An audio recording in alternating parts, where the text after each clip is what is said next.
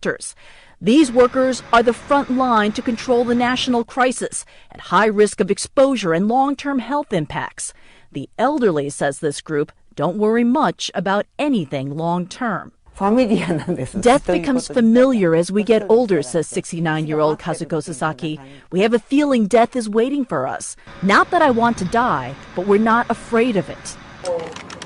She's not the only one. 250 volunteers, all over the age of 60, are now compiled in this database, calling into the group, volunteering to work at the plant, a team calling themselves the Skilled Veterans Corps, an idea that Japan's point man to the nuclear crisis initially brushed off last week, saying, quote, "Our principle is that we should stick to procedures that will not require such a suicide corps." A label these seniors reject, saying they prefer doing what's right.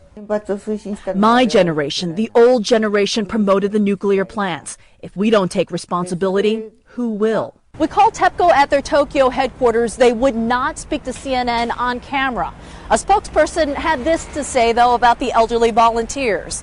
Thanks, but no thanks. We have plenty of employees. The seniors, though, don't buy it.